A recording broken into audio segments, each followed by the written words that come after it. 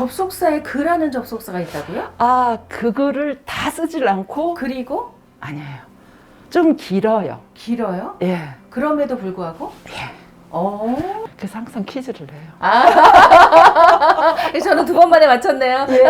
이렇게 책을 읽으면 좋을 텐데 하는 생각이 들어서 친구들한테 선물을 많이 했어요. 근데 친구들이 아무도 안 읽는 거예요. 뭔지 알아요? 전 지금 주인장님 말씀 들어보니까 약간 책이라는 종교로 이끄는 전도사 같은 느낌이 들어요. 제가 어떨 때 독서교 믿습니까? 그죠. 막 그래요. 예.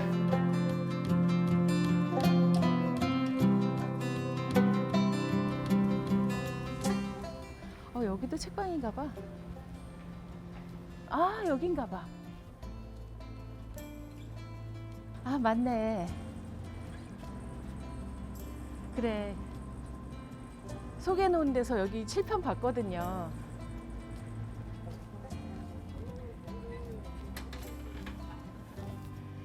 안녕하세요. 어서 오세요. 반갑습니다. 반갑습니다. 이렇게 만나 뵙게 되더니 너무 좋네요. 저도 좋습니다. 고맙습니다. 책방하기 잘했어요. 잘하셨어요. 일단 예. 제일 많은 분들이 궁금해하시는 게 이름일 것 같아요. 서촌 그 책방. 예. 그러면 제가 퀴즈를 하나 드리는데 네. 예, 서촌 그 책방 이 그가 네. 보통 우리가 일반적으로 생각하면 그냥 지시대명사 그처럼 생각하잖아요. 그렇죠. 근데 그게 아니에요. 어, 이 그는 접속사거든요. 접속사에 그라는 접속사가 있다고요? 아, 그거를 다 쓰질 않고 그리고 아니에요. 좀 길어요. 길어요? 예. 그럼에도 불구하고? 예.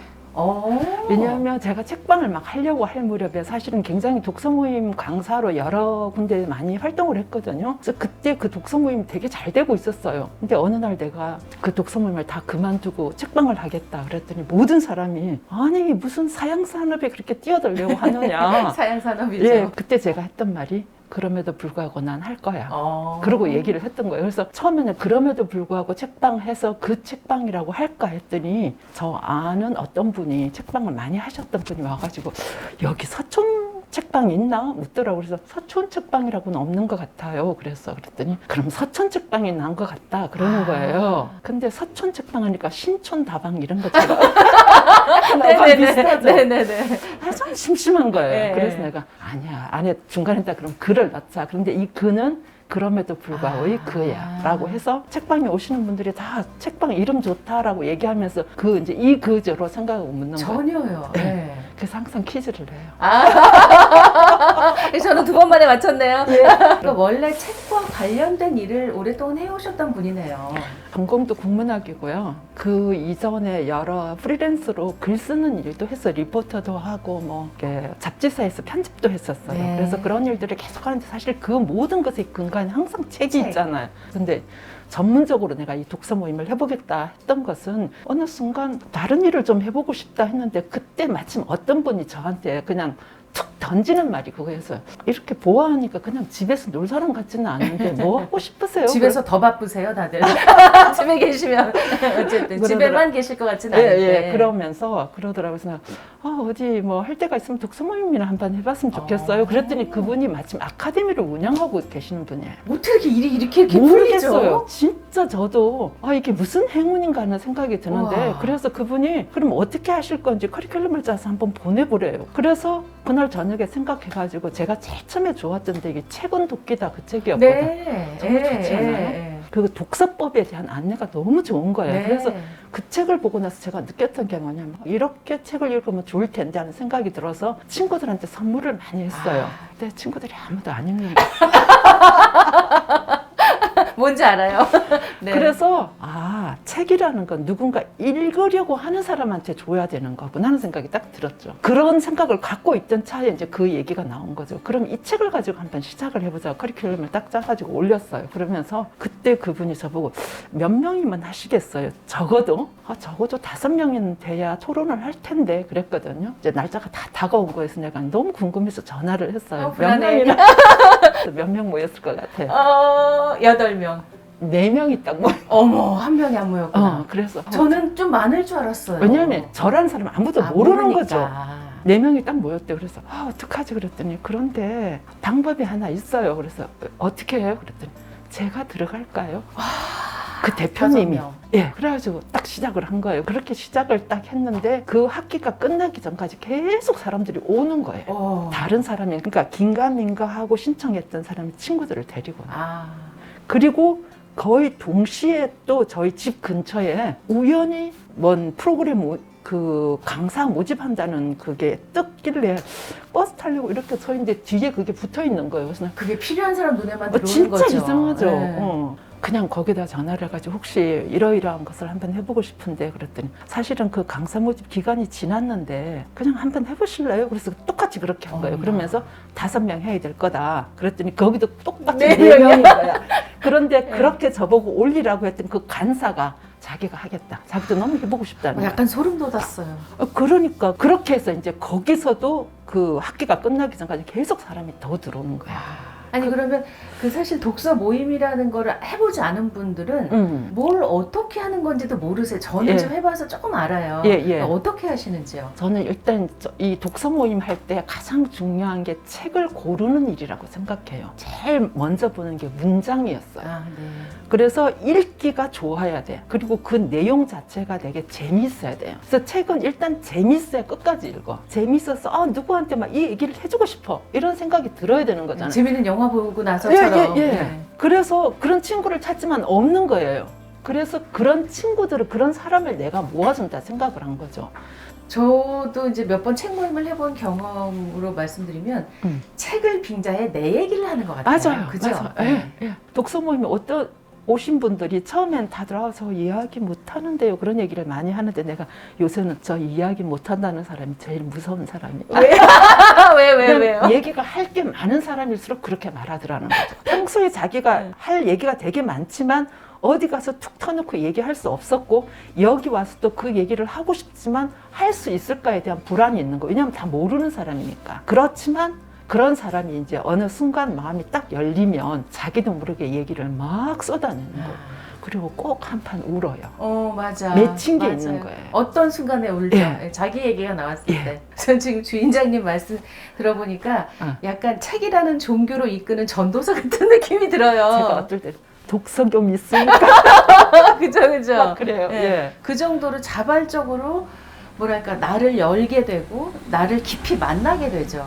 네. 이렇게 이제 책 모임을 운영하시고 예. 그러면서 사실 운영 부분을 걱정하지 않을 수가 없잖아요. 예. 네. 저는 일단 이제 책방을 열었다는 것은 영업 행위이기 때문에 이 영업 행위에서 살아남으려면 제가 갖고 있는 상품이 매력이 있어야 된다고 생각을 해요. 재미지옥에 빠졌다 그러는데 개미지옥 아니고 예, 재미지옥. 재미지옥. 그래서 첫 번째는 제가 재밌어야 돼요. 그러니까 제가 재밌고 그다음에 두 번째 내가 재밌다는 걸 사람들한테 얘기했을 때 사람들이 저 사람이 말하는 재미가 나도 비슷해, 결이 비슷해 하고 계속 이제 이 재미를 재밌게 놀고자 하는 사람을 모으는 거고 그 사람들이 계속 모인 거죠. 그래서 저렇게 다 추천의 글을 쓰시는 거죠, 직접. 예.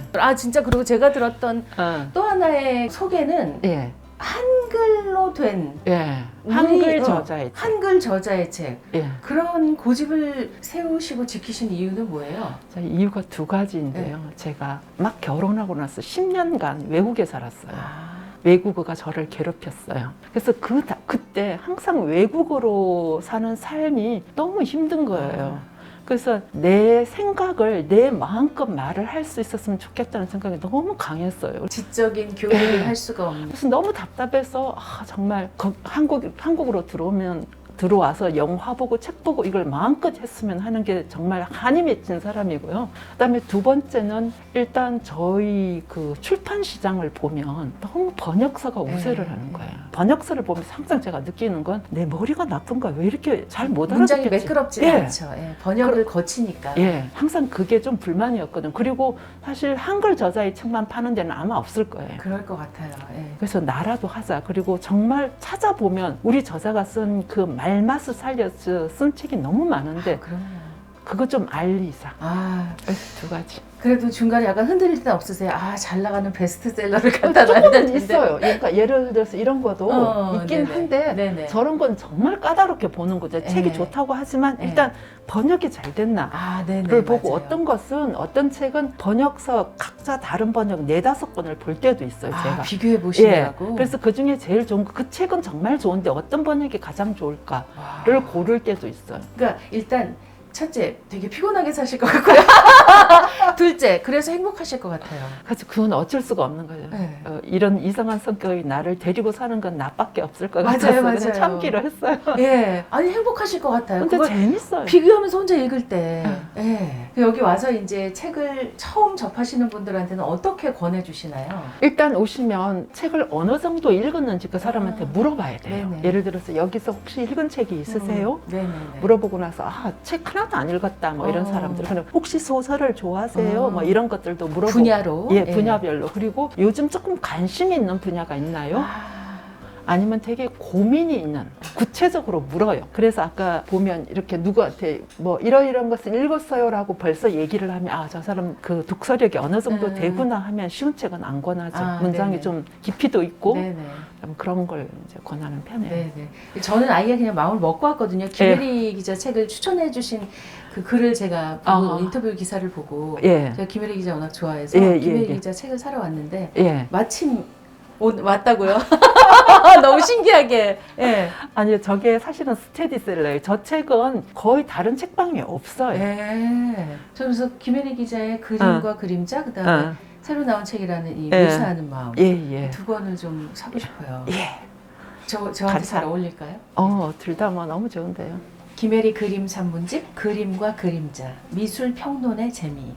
어느 미술 평론가보다 그림에 대한 애정이 표현이 풍부하고 적확한 영화 평론가 그림 에세이. 독특한 그림 선정 안목 단연컨대 최고 느낌표 3개 지극히 주관적인 견해라고 쓰셨어요. 아 뭔지 알 것 같아요. 네. 일단 이 필체를 좋아하시고 그죠? 김혜리 기자의 필체를 좋아하시고. 그래서 제가 막 한국의 문장가 3분 이렇게 할 적에 누구 꼽으세요? 저는 황현산 아우, 선생님 되게 네. 좋아하거든요. 너무 아쉬워서 그분 네, 돌아가셨을 맞아요. 때 그리고 신영철 문학 나 지금 얘기하려고 그랬거든요. 왜냐하면 남자는 신영철이면 여자는 김혜리. 세 번째가 김혜리. 약간 소름 돋았어요. 어떻게? 똑같이 생각하는 사람이 있다니. 그런 글들 좋아하시는구나. 저도요. 좀 깊이 있고. 그리고 뭐랄까 잘 벼려진 글이에요. 맞아요. 그죠? 벼린다는 표현이 딱 맞아. 그죠? 그래서 요즘 막 그 젊은 사람들이 되게 감각적으로 쓰는 책도 좋긴 많죠. 하지만 이런 것은 정말 저렇게 쌓이지 않으면 절대로 쓸 수 없는 따라갈 책이잖아요. 수가 없죠. 예. 아무나 쓸 수 있는 책이 아니에요. 그러면 저는 김혜리 기자 책 2권을 살게요. 예, 감사합니다. 33,000원입니다. 네, 알겠습니다. 감사합니다. 예쁘죠? 서촌 그 책방.